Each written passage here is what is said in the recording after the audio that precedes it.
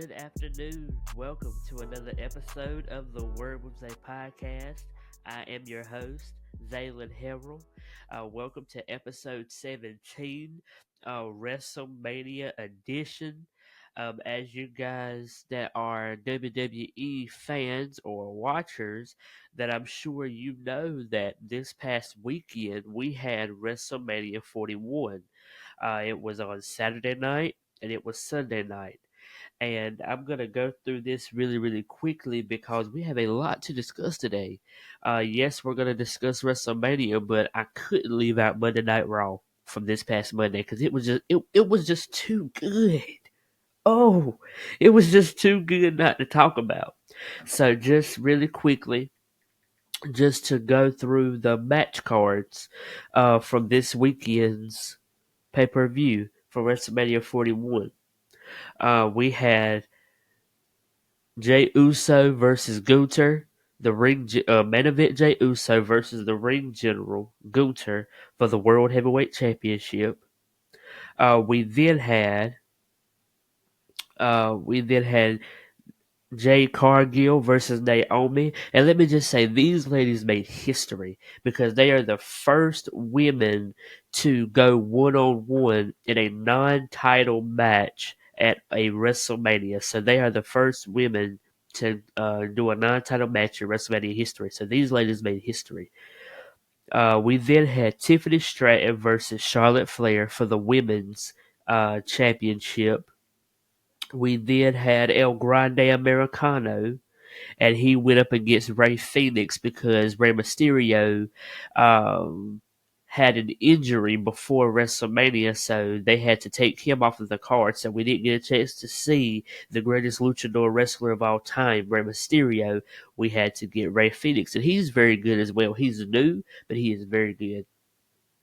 We then had the New Day go against the War Raiders, Eric and Ivar, for the WWE World Tag Team Championships. We then had Jacob Fatu go against the megastar L.A. Knight for the United States Championship. And then, to top it off, this was the icing, the cherry, the whipped cream, everything on the cake. We had a triple threat match. The OTC Roman Reigns versus the visionary, revolutionary Seth freaking Rollins versus the best in the world, CM Punk. And then we move on to night two. We had the Io Sky, and she is known for being the genius of the sky. Io Sky versus Rhea Ripley versus Bianca Belair for the Women's World Heavyweight Championship.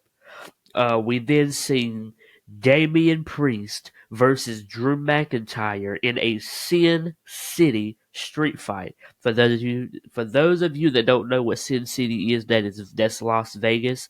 They had WrestleMania this year in Las Vegas, so that's why they call it the Sin City street fight. All right. We then seen Raquel Rodriguez and Liv Morgan put their title on the line. Their women's tag team championships on the line to go against Bailey. I'm sorry, not Bailey. To go against Lyra Valkyria. And if I said your name wrong, darling, please forgive me. If you ever hear this. And we seen the man Becky Lynch return to in-ring action to side with Lyra Valkyria to take the titles away from Liv Morgan and Raquel Rodriguez. We then seen one of the best matches I believe I've seen it on night two as a whole. We seen Penta go against Braun Breaker, go against Finn Balor, go against Dominic Mysterio, a fatal four-way match for the Intercontinental Championship.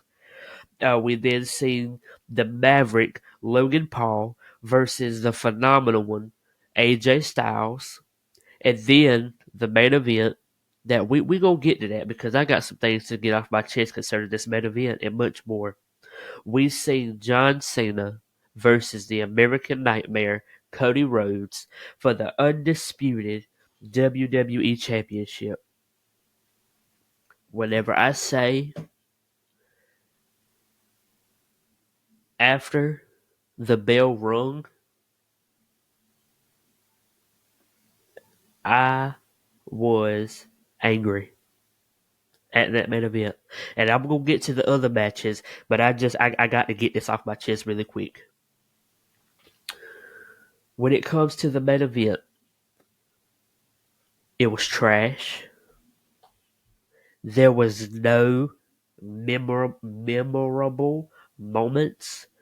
There was no exciting moments. I feel like that match was handed to John Cena. Cody Rhodes knew exactly what he was doing, and it's wrong because Cody Rhodes, he has fought tooth and nail to get to where he was before he lost that championship at WrestleMania. And he held the title for a year, a little over a year, I think, because he won it at WrestleMania 40 last year. And he lost it Sunday night. And I do not agree with it. It does not sit right with me. At first, I was okay with John Cena winning, and I'm going to tread lightly because I know I have some diehard John Cena fans that listen to this podcast. I'm sure. But what I'm going to say is, it was not right. It was not fair. It wasn't fair to Cody Rhodes because he has fought. He done this. He won the title to finish his story, to do something that his father, the American Dream, was never able to do that I'm aware of. I believe he won the world championship, but it was like given to him and then taken right away. Um, so Cody Rhodes wanted to finish his story, and he did last year at WrestleMania, only to get to WrestleMania this year. And Cody Rhodes did not fight the way Cody Rhodes fights. John Cena didn't even fight the way that John Cena fights. You could definitely tell that the match was given to John. You could definitely tell that it was like you could tell that it was scripted. You could tell that John Cena was going to win because it seemed like they were not fighting as hard as they should. And I know that John Cena's getting up in age. He actually just turned 48. I believe whenever you see this, it'll be Friday. I believe today is Wednesday. I believe he turned 48 today. I can't stand you, bro, but happy birthday. But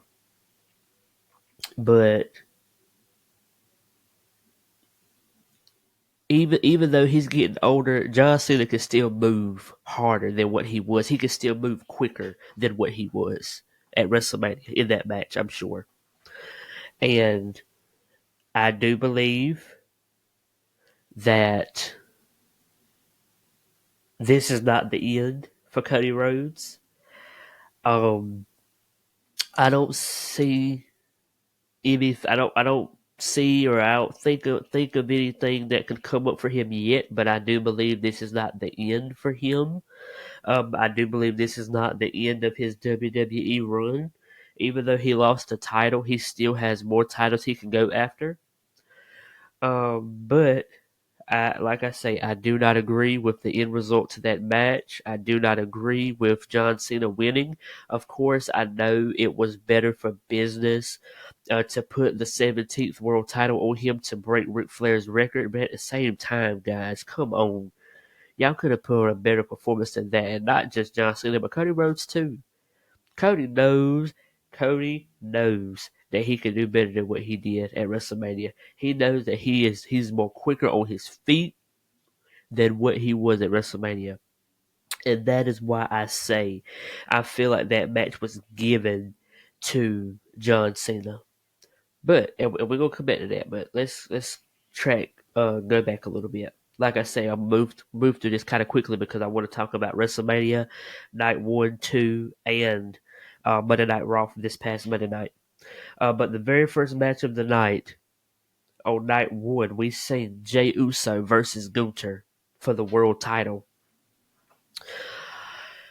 The match was good, but I was hoping to see a little bit more aggression. I was hoping to see a little bit more brutality. I was hoping to see a little bit more, um, brutality. I was hoping that I would have seen a little bit of blood. Of course, not a bloodbath, but just a little bit. Just to add a little suspense to the story. Because if I'm not mistaken, Jey Uso and Gunther's story starts all the way back from like 2023, I think. 23, 22, 23, 20, maybe 24, whichever one of those years. But I do know that their story started quite a while ago. But like I say, it was a good match. I enjoyed it. I'm glad that my my dog, Mr. Yeet Man, Main Event Jey Uso, is now the World Heavyweight Champion. Kudos to you. But I do wish there would have been more. But of course, the first match of the night, you don't get to really do much. But then again, whenever I think about that, I also think about the match that Drew McIntyre and CM Punk had at Bad Blood. Their match was phenomenal, had blood and everything, but it was also the first match of the night. And I like what Jey Uso said. Um, he said himself verbatim. He said himself that he wanted to be the first match of the night. He wanted to open up the show. So I can't really fault the creatives and the directors of the WWE and the writers of their storyline for WrestleMania, because Jey Uso said out of his mouth that he wants to be the first match of the night, which is okay. It's not really about being the main event; it's about stealing the show. And like I say, they had a good match. I just wish there would have been a little bit more. But what I can say is that Jey Uso, he played, whenever I say that brother played his part, he played his part. And I noticed because when I say whenever I got off the tread before I got on the treadmill yesterday, I literally sat in front of my TV and I watched. I watched everything, every move, every act, like part of his acting. I watched it all, and I thank God that God has given me an eye for that. Um, but I watched that match from start to finish. I just sat there and I just watched it. I soaked in everything, and I seen little parts in Jey Uso in his acting,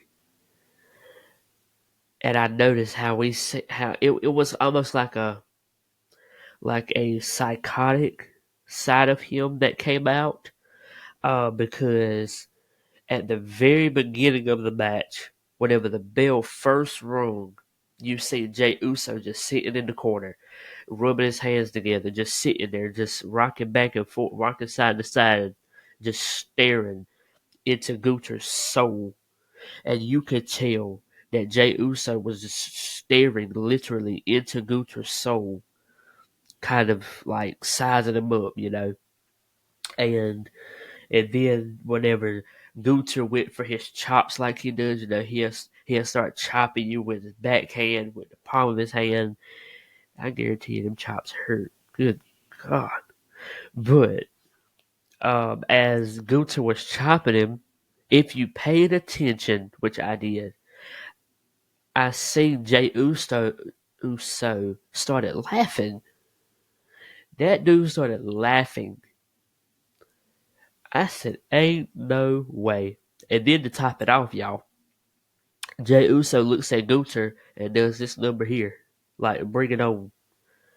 I said, this man is crazy. But I said, you know what? We need that crash out version of Jey Uso. We needed to see that for that match. Even though we didn't get blood, we didn't get brutality, I'm glad Jey Uso stuck it out, and I'm glad that he fought through that match. He fought through the powerbomb. He fought through the chops. He fought through that submission hold, and he won. And to top it off, Jey Uso put Gunther in his own submission hold. Jey Uso put Gunther in Gunther's submission hold and made Gunther tap out. Now, with that, the only problem I have with that is the fact of how fast Gunther tapped out. I didn't like that. I feel like there should have been a little bit more time. I feel like Gunther should have had should have held on a little bit longer. I feel like, um, yeah, he should have held on a little bit longer. It seemed like he tapped out a little too fast. If there would have been a little bit more with Jey Uso like holding him, and then like saying stuff like oh you hurt my brother, now this is what you get or whatever, you know. And I'm sure Jey Uso could have came up with something, because that's just how great of an entertainer, actor, and wrestler he is, and performer. But but yeah, that's the only problem I have with it. The fact that there was no brutality, no real aggression, no blood, and Gunther tapped out too fast. Those are the only issues I have with that match. Overall, it was a phenomenal match. I enjoyed it. Congratulations to my boy, Yeet. And I'm ready to see what's next. And I've got something with that coming whenever whenever I go into this next part talking about Monday Night Raw. So just hold tight. But he did end the match with 3 Uso splashes, and like I say, Jey Uso finished the full match with using Gunther's submission lock on him. And also, I read that Jey Uso is the 4th world champion in the Samoan dynasty. So congratulations. Congratulations. And then also, and I want to say this next part, then I'm going to move on to the next match. Because I'm not going to discuss every match, because there were just quite a few that really caught my eye. But we see Jimmy Uso come out to the ring. As you guys know, Gunther attacked Jimmy Uso a couple weeks ago on Monday Night Raw. Had him bleeding, beat him up, all of these things. And Jimmy was out for a minute. But Jimmy came back at WrestleMania Saturday night, and whenever the camera panned over to Jimmy, I looked. This man had on all black from head to toe. I said, "Oh my gosh, we are getting ready to see another Jimmy Uso heel turn." But thankfully, he thankfully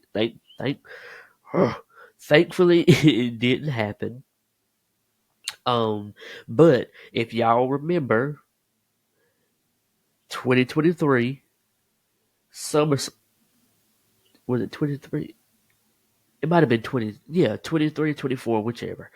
23, yeah. SummerSlam of 2023.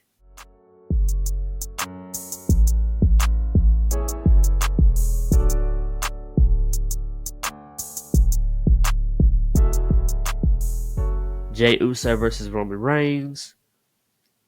No, I'm sorry. Let's backtrack. Money in the Bank 2023. Roman Reigns, Solo Sikoa versus Jimmy and Jey Uso. They fought that Friday night. Roman Reigns and Solo Sikoa beat up Jey and Jimmy. Roman tied Solo to the ropes. I'm sorry. Roman tied Jimmy to the ropes. Solo jumped on Jimmy, hurt Jimmy. Jimmy was out. Jimmy came back during the Jey Uso versus Roman Reigns Bloodline Civil War match. Tribal Combat, excuse me, at SummerSlam of 2023, and turned on Jey. Jimmy turned on Jey. Whenever Jimmy came back, he had on what? All black from head to toe. WrestleMania, Saturday night. Jimmy came back in all black from head to toe. I said, oh my gosh. But like I said, thankfully he didn't turn heel. And I don't think it's going to. At first, I thought it was going to be him. But now I think it's somebody else, and I'm gonna tell you why in a minute. So just hold your horses. Okay, the next match that really caught my eye was Jade Cargill versus Naomi. And Jade Cargill picked up the win for that match. I really wasn't expecting that.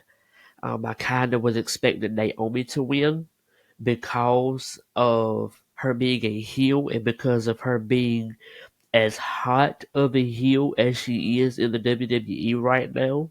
I kind of thought that she was going to pick up the win in that match. But, things happen. WWE blows our mind. And they kind of flipped the script on us. And, there may have came a point at one point writing the script, writing the story that Naomi was going to win. But Jade won. That's my girl. I love me some Jade Cargill. I'm glad she won. And like I said at the very beginning of this episode, those ladies made history because they are the first women to compete in a one-on-one non-title match in WrestleMania history. So again, congratulations to you ladies. All right. I'm sorry. That is my phone. The next match that caught my eye was the megastar L.A. Knight. Yeah. Versus Fatu. Jacob Fatu. The werewolf. Jacob Fatu. For the United States Championship. I enjoyed that match so much. And that was night one.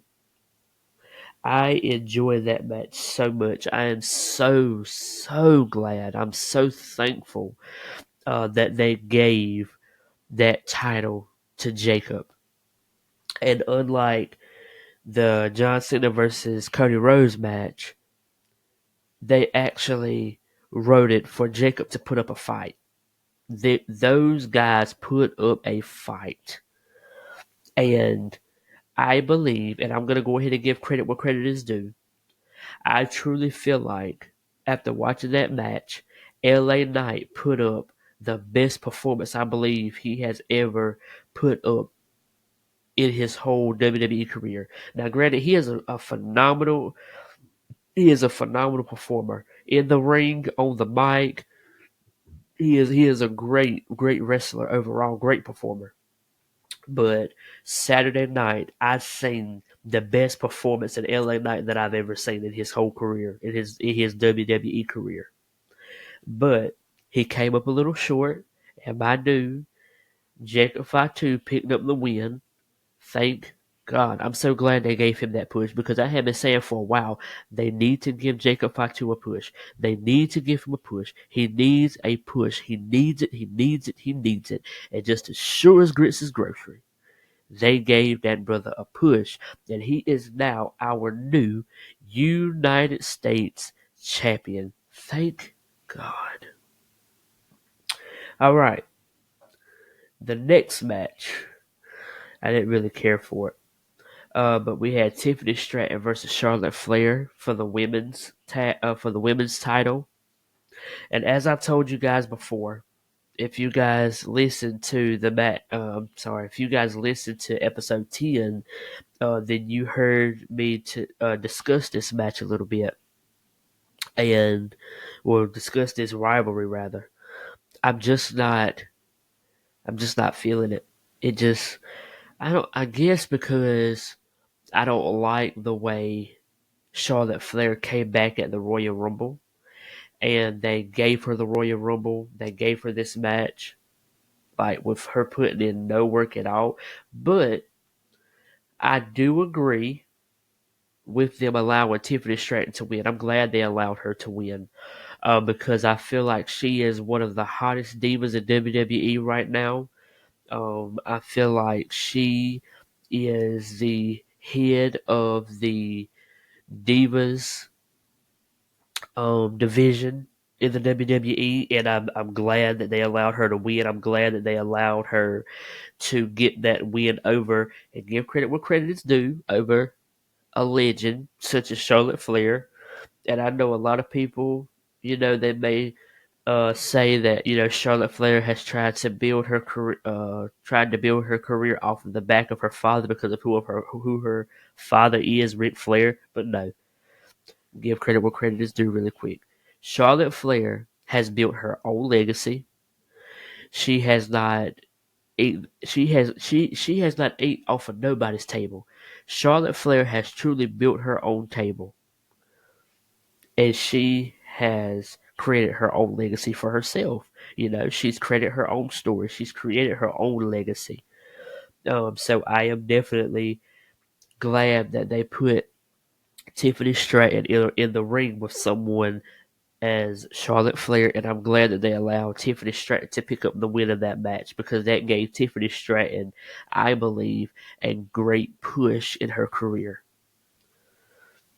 Okay, next match for night one, we had Seth Rollins versus Roman Reigns versus CM Punk non-title match in a triple threat match.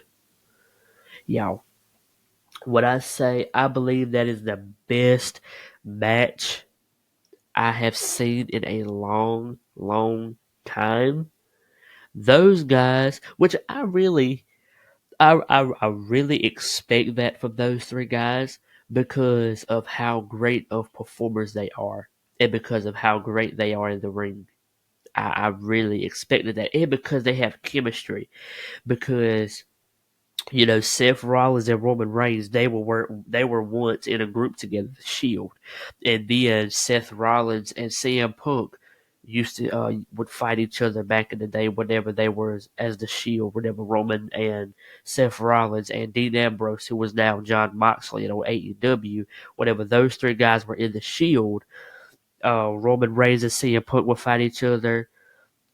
Seth Rollins and CM Punk would fight each other. Roman Reigns and Seth Rollins would fight each other whenever the Shield broke apart in 2014. So those guys have history together. So it's like they know each other's moves. They know how good each other are, and they make each other look good in their matches together. So I really expected that to be a good match, and they really exceeded my expectations.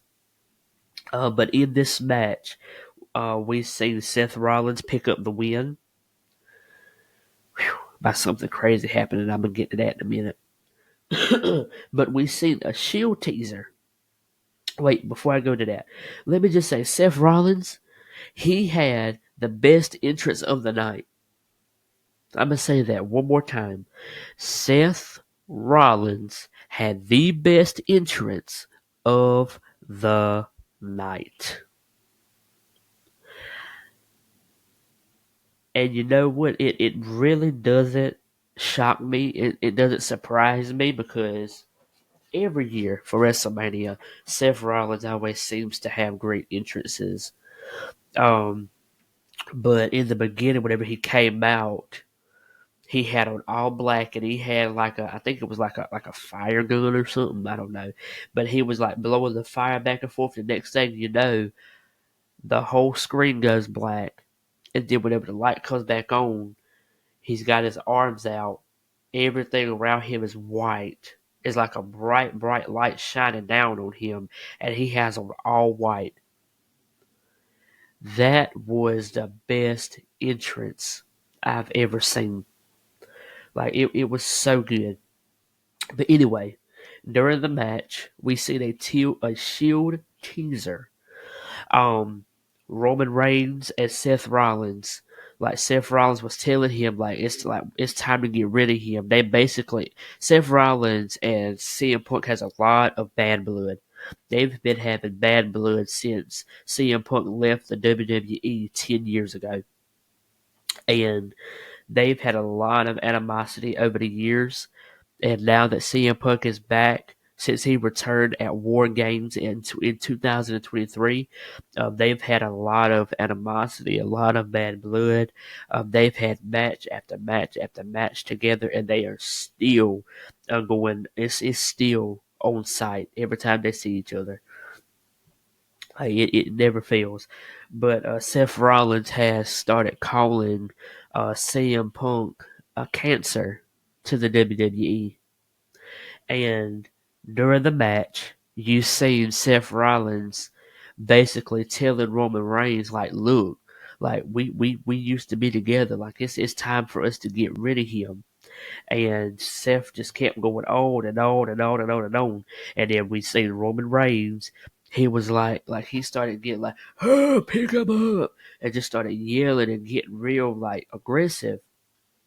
And then in the old OTC Roman Reigns fashion, as Seth Rollins was getting ready to pick up CM Punk for them to do their iconic shield bomb through the announcer table, Roman Reigns, he went to do his ooh wah thing that he does, where he bends back and says ooh wah, and he hits Seth Rollins with the uppercut, and then he picks up Seth Rollins, throws him through one announcer table, picks up CM Punk, throws him through the other announcer table. In true OTC fashion, I knew that was going to happen. I knew it was too good to be true. I knew we was not getting ready to see no Shield um, reunion that night. I knew that wasn't going to happen. But to top it all off, the end of the match ended with Seth Rollins winning. But before he picked up the win, he curb stomped Roman Reigns. Well, let me just go ahead and paint the picture for you guys. CM Punk went for a GTS, his finisher, with Seth Rollins. Whenever CM Punk picked up Seth Rollins, Roman Reigns speared him. Seth Rollins got up as Roman Reigns was laying on the mat. Seth Rollins curb stomped Roman Reigns and hit the ground. Next thing you know, all you seen was Paul Heyman walk over, pick up a steel chair. He goes after he gets the steel chair, he comes back to the ring and he's standing there. Roman Reigns looks up at him. Paul Heyman shakes his head, holding the chair, and he slides the chair over to CM Punk. Okay. Paul Heyman then gets in the ring. Watch this now. Paul Heyman then gets in the ring. And as he's telling CM Punk to hit Roman Reigns. Mind you now, and let me just say this. Paul Heyman is a great actor.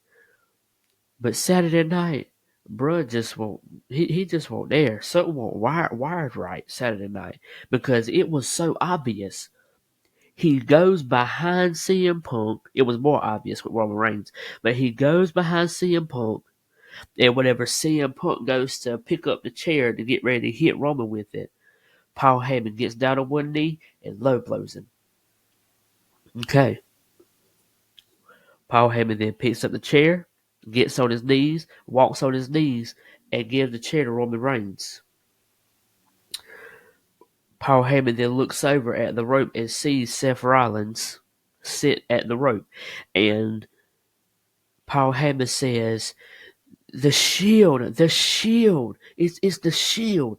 And then starts pointing at Seth Rollins because, as you guys know, back in 2014, Seth Rollins broke up the shield by hitting Roman Reigns in the back with a steel chair.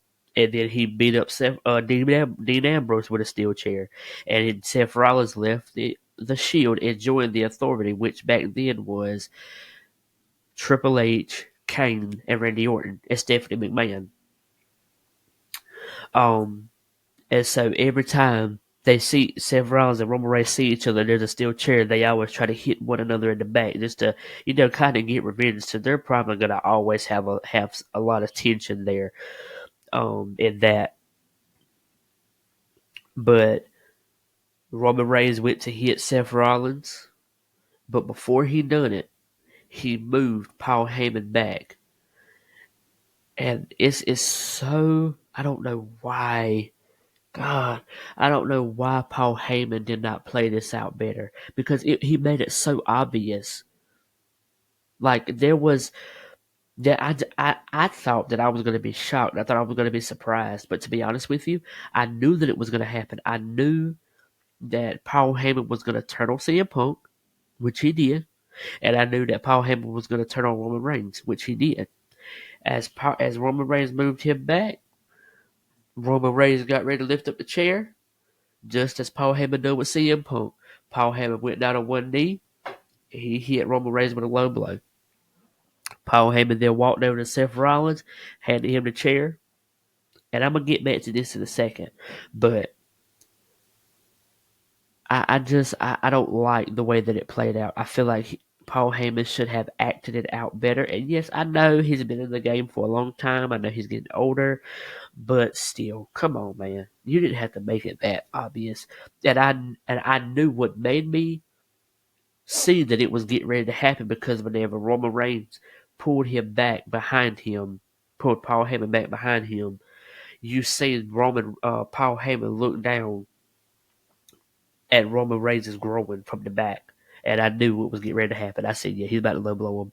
And I had no reaction. You know, it didn't surprise me. It didn't shock me, because I knew it was going to happen. Paul Heyman literally gave it away with the way that he looked down, with the way that he was acting. But let me just say this. Whenever Paul Heyman gave that steel chair to Seth Rollins, the camera turned to Paul Heyman, and you see him just sitting there on the ground in front of the turnbuckle, on the ground in front of the turnbuckle. And the way this dude was just sitting there, he looked like a mafia boss. Just just sitting there, like just looking at what he just done. Like it was crazy. And then now we have what we never thought was gonna happen. But I seen it, I felt it, I just knew it. We got the visionary Seth Rollins and the wise man Paul Heyman together. I knew it was gonna happen. I knew. I felt it so strong. I knew it was gonna happen. All right. I only have a couple matches. Well, really, only two matches that I really want to talk about from night two.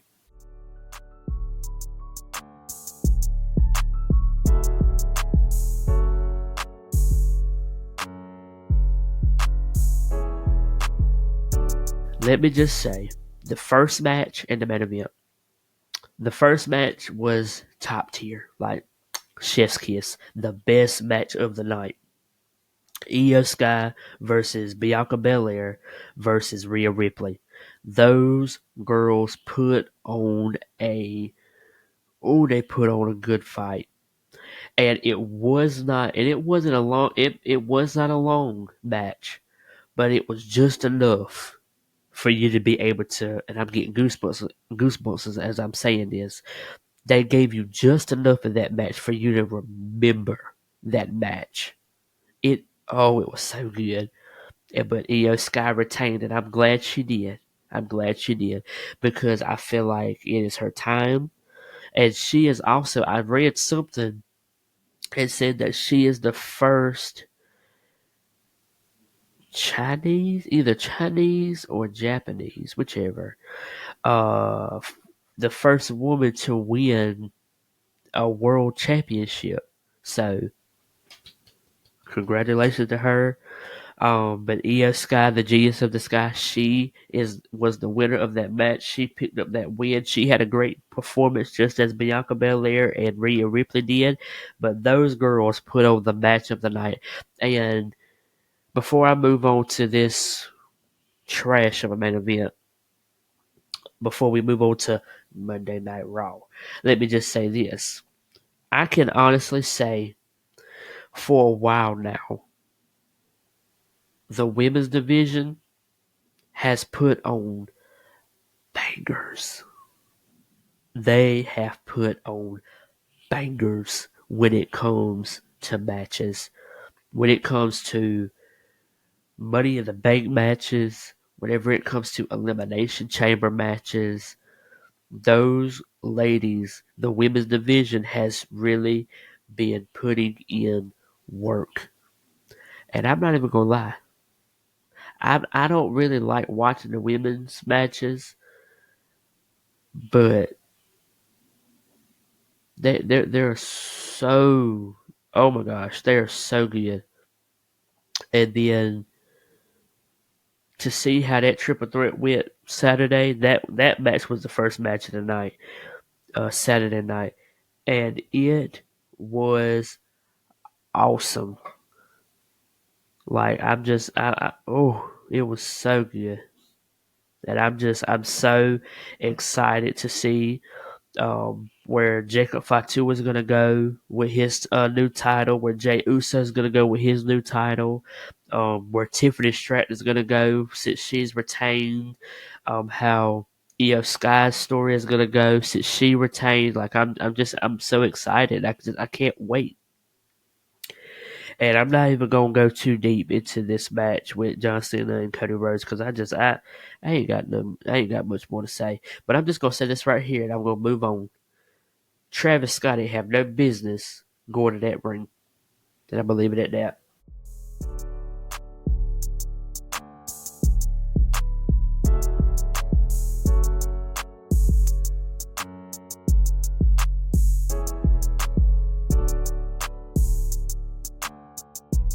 All right, y'all.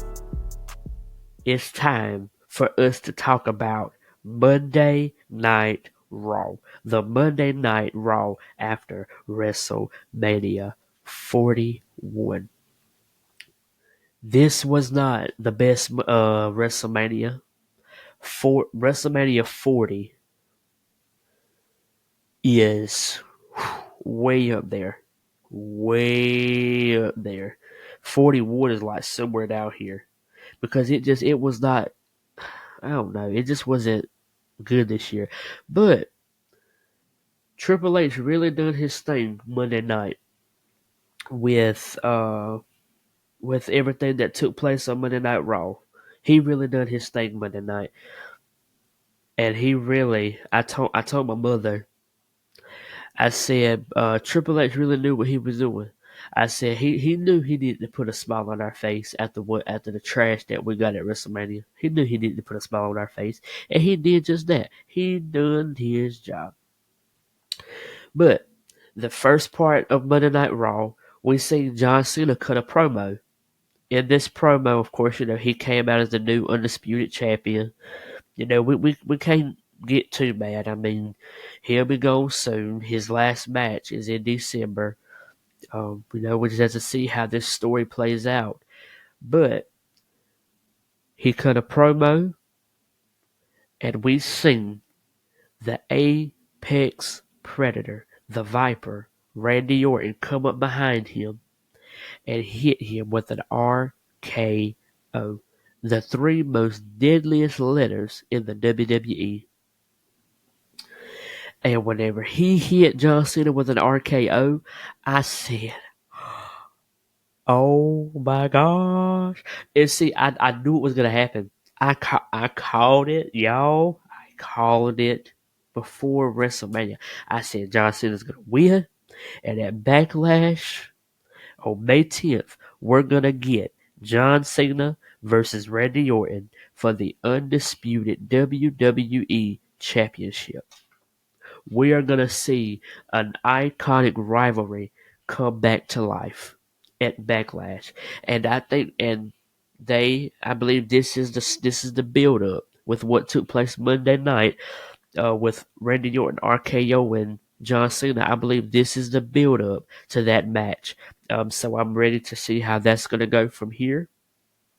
Um, and I'm gonna put it in the comment section for all of you WWE fans. Who do y'all think John Cena's opponents are going to be for this tour? I know we've already seen Cody Rhodes. We're more than likely going to get Randy Orton at Backlash. So who do y'all think he has about? I think he has like 27 more dates left in the tour. So how many? So who all do you think is going to be his opponents for this tour. I'll go first. We've seen Cody Rhodes. We've seen Randy Orton. We're going to see Randy Orton. I think next we're going to see CM Punk at SummerSlam. I think we're going to also see Logan Paul. I feel like we're going to see AJ Styles. I would say Kevin Owens, but I don't know because of his injury. So I'll give that spot to. I feel like we're going to see him and Jey Uso because last year, for Crown Jewel, they made this thing called the Crown Jewel Championship, where the champions from both brands, from Raw and SmackDown, came together one-on-one to fight for the Crown Jewel Championship. So we're more than likely going to see John Cena versus Jey Uso because they're both world champions on both brands right now. But I think we're going to see. I want to say Edge, but I just don't think he's going to come back to the WWE. I think he's going to stay in AEW. I don't know if we're going to get him versus Roman Reigns again.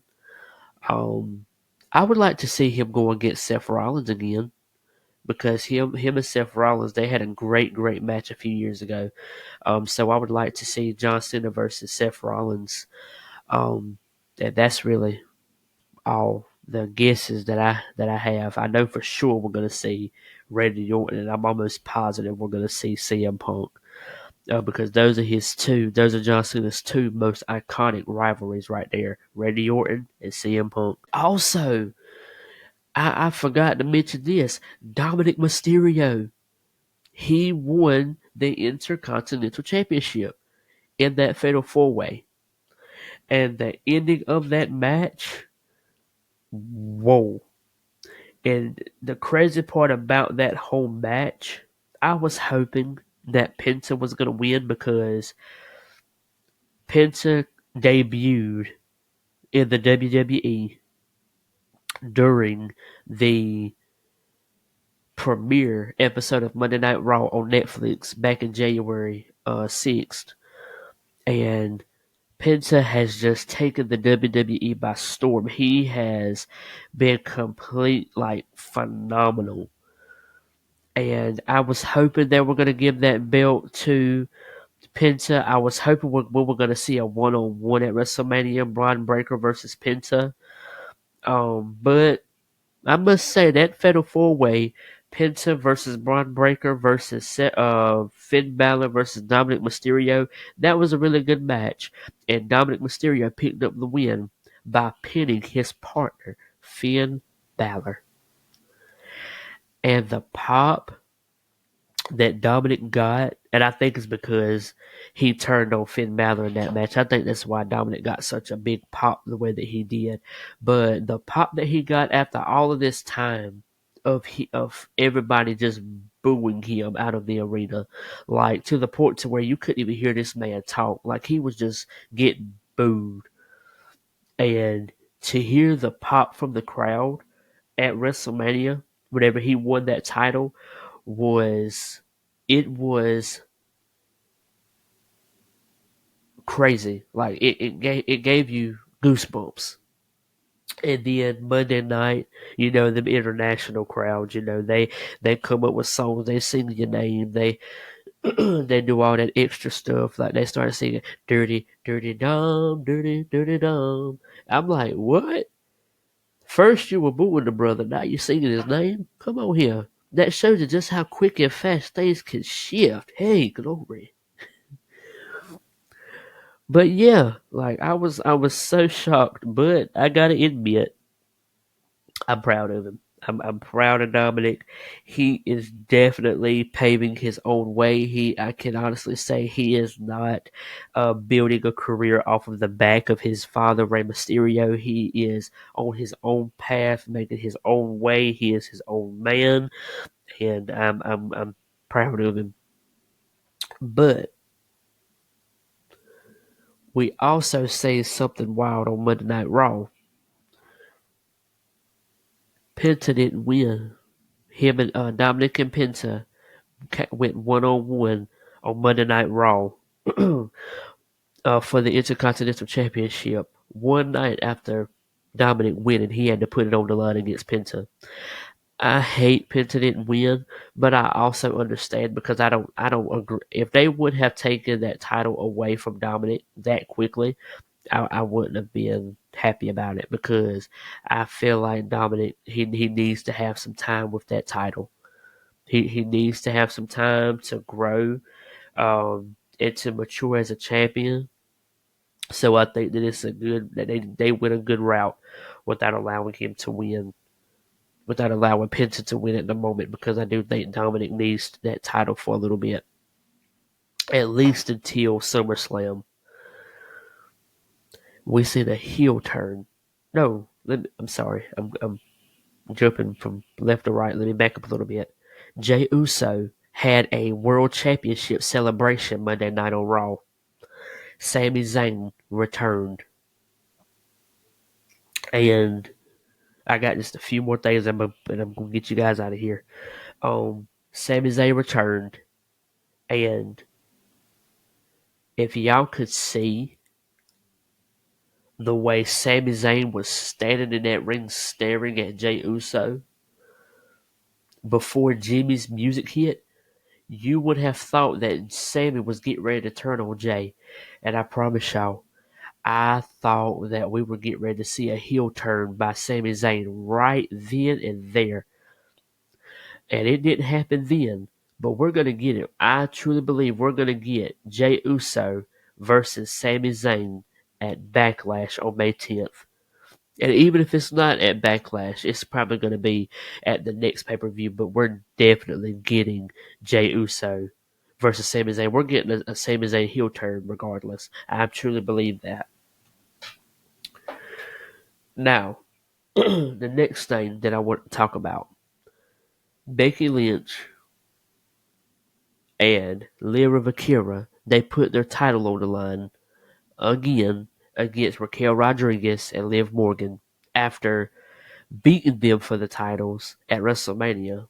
And I don't know why, but Liv Morgan and Raquel Rodriguez picked up the win, so they are back to being the tag champions. And we've seen Becky Lynch turn heel on Lyra Valkyria.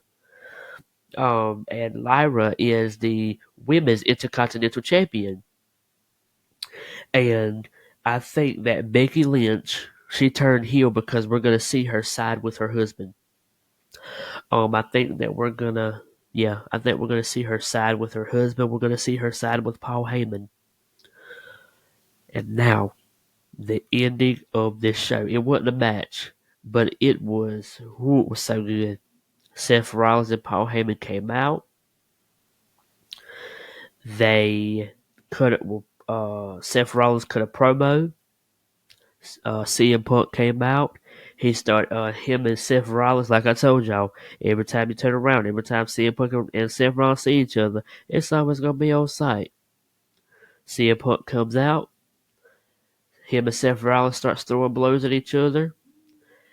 CM Punk looks over at Paul Heyman, yanks him up in the corner, and then Seth Rollins comes out from being laid out from being beat up by CM Punk. Seth Rollins gets up, starts whamming on Seth Rollins, hits CM Punk with a curb stomp, and then you see the OTC, Roman Reigns. He comes out, he spears Seth Rollins, and then he Superman punches Paul Heyman. As Roman Reigns gets ready to go for a spear to the wise man Paul Heyman, out of nowhere, you see a man come spear Roman Reigns in all black. This man takes off this black hoodie. You'll never guess who it is. Braun Breaker. When I say the biggest surprise, I never would have expected that. Never would have expected that. But if I'm not mistaken, Carmelo Hayes, Rhea Ripley, and Bron Breakker are three new talents that are managed by Paul Heyman. So it's surprising because I wasn't expecting that, but it's good, And I think that we're now gonna get Seth Rollins and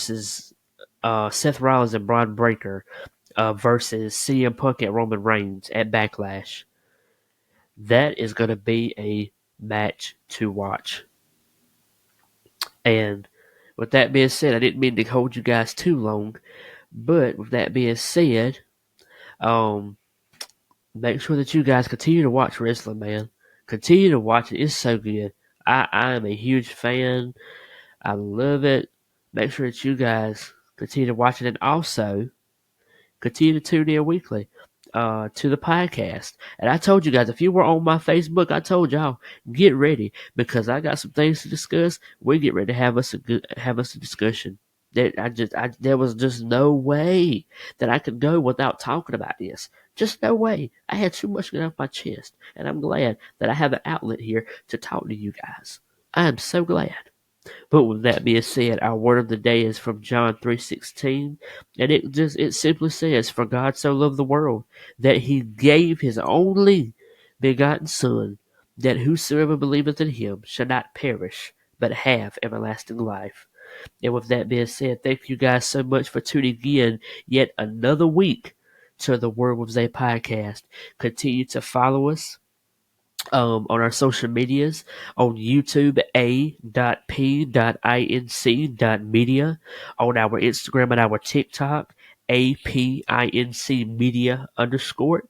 Make sure that you guys continue to follow, download, 5-star rate and review wherever you get your pods: Apple Podcasts, Spotify, iHeartRadio, Amazon Music. And make sure that you guys continue to tune in weekly, man. This is episode 17. Before you know it, we'll be on episode 20. We are really, really doing this thing, y'all. And as the old folks say, we are grinding around here. When it comes to podcasting, when it comes to content creating, we are really doing the thing that I'm so grateful. And I'm so grateful for you guys as well, for all the followers, for all the viewers and the listeners. Thank you guys so much for taking time out of your week to listen to these episodes, to watch our content on our social medias. And with that being said, guys, I'll see you all next week for an all new episode of Word With Zay. And as always, stay blessed, stay tuned, because an all new episode of Word With Zay is coming soon. And that is on Word With Zay. Peace.